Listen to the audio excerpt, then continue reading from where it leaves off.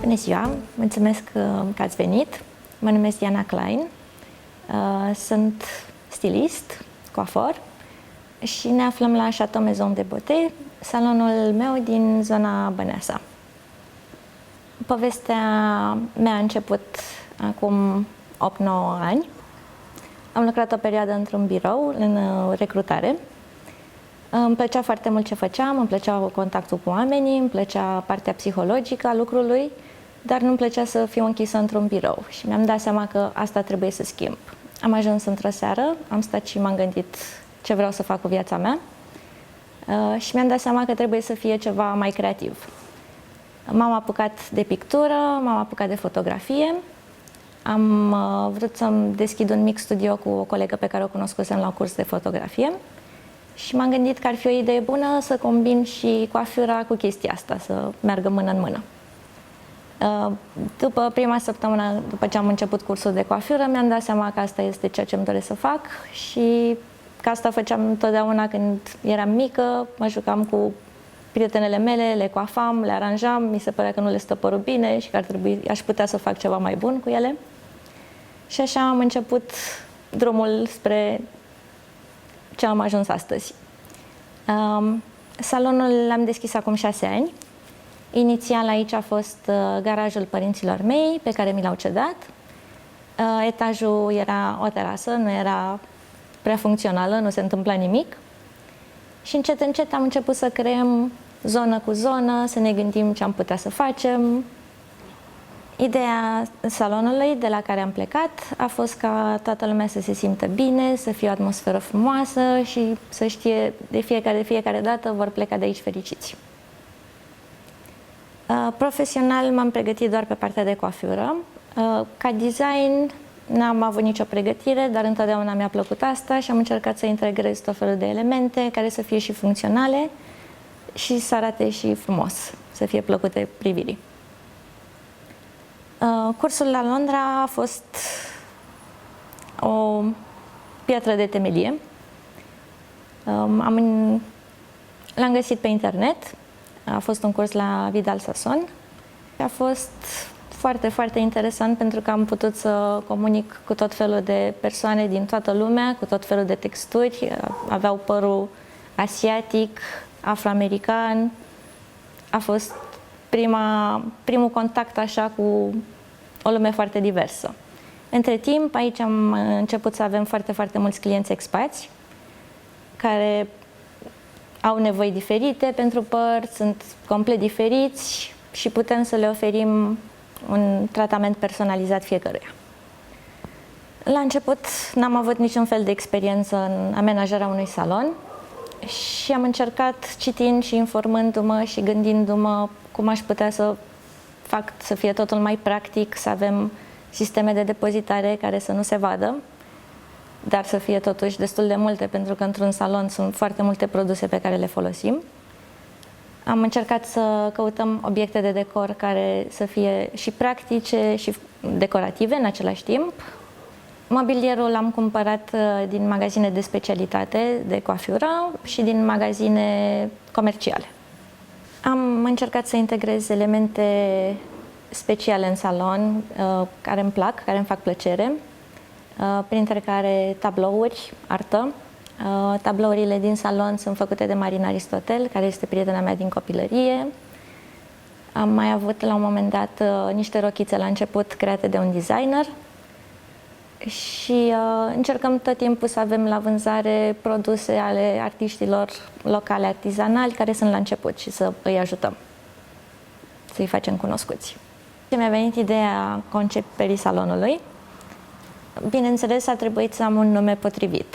Am stat și m-am gândit, am umplut foi de hârtie cu nume, cu variante, cu tot felul de idei, pentru că mi se părea că numele salonului trebuie să facă cumva legătura între toate celelalte elemente.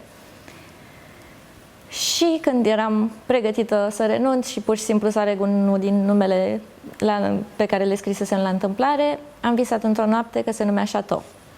Mi-am adus aminte de asta când treceam prin fața unei cofetării și am văzut prăjiturile în vitrină, mi-a venit numele în franceză Gâteau și imediat mi-am adus aminte de Chateau. Asta m-a ajutat foarte mult. Eram chiar în stadiile de începere a lucrărilor și ne trebuia o temă comună care să lege totul. Și ideea cu chateau, castel, în limba franceză, mi s-a părut că evidențiază perfect tot ce trebuie. E vorba de răsfățul pe care îl primesc doamnele și domnișoarele, reginele și prințesele, bineînțeles și domnii, și pentru întreaga concepție a salonului am avut nevoie de o idee de bază care să lege toate ideile pe care le aveam în cap, care erau foarte multe, și am încercat să găsesc un nume care să exprime exact ceea ce voiam să arăt lumii. Designul, ideea de bază a fost să aibă o tentă clasică, ușor renascentistă, dar să fie în același timp modern și liber, așa, ușor de suportat, pentru că în general când sunt într-un castel vechi mi se pare foarte frumos, dar mi se pare greu de locuit acolo, e un pic apăsător. Aici aveam nevoie de lumină, de liniște și de relaxare. Pentru asta am ales nuanțe de alb, negru și argintiu. Materialele folosite au fost materiale luxuriante, cum ar fi catifeaua, pielea și materialele lucioase. Echipamentele pe care le-am ales pentru designul salonului au fost alese în așa fel încât să fie funcționale, profesionale, dar să fie și plăcute și să se integreze complet în spațiu, în atmosferă.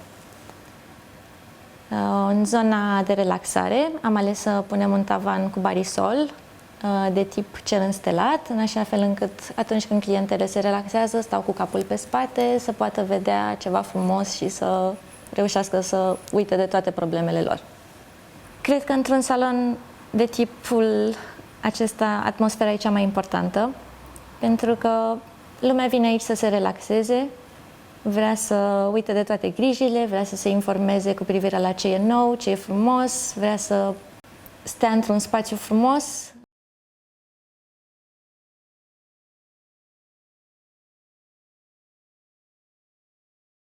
Designul este important în orice aspect al vieții, fie că ești acasă, fie că ești la magazin, la salon, trebuie să fie frumos ca să poți să te bucuri de momentul prezent, ca să poți să vezi frumusețea din fiecare clipă. Mai ales într-un spațiu profesional, designul cred că face diferența. Spune foarte mult despre calitate, despre serviciile care se desfășoară acolo, despre ceea ce vrea persoana care a creat locul să transmită. O astfel de atmosferă o creezi punând suflet în ceea ce faci. Probabil ai nevoie și de sfaturi. Eu am avut sfaturile părinților, sfaturile prietenilor, am avut reviste din care m-am inspirat, internetul, dar cel mai mult am simțit că trebuie să fac asta și fiecare obiect pe care l-am pus aici l-am ales cu dragoste și am sperat că o să aducă aceeași bucurie și celor care îl vor vedea. Dacă ar fi să dau un sfat tinerilor care încep un drum nou, așa cum am fost și eu, acela ar fi să nu aibă frici, să pornească cu capul sus și cu încredere, pentru că chiar dacă la început pare totul foarte greu, lucrurile se așează și se desfășoară foarte natural și vin ajutoare din partea tuturor, chiar de unde nu te aștepți. Planurile mele pentru viitor ar fi să dezvolt salonul puțin mai mult, eventual să adăugăm și o zonă de masaj, tot relaxare în principal și să fim în continuare o familie, atât eu și colegele mele care lucrăm aici, cât și clienții care vin.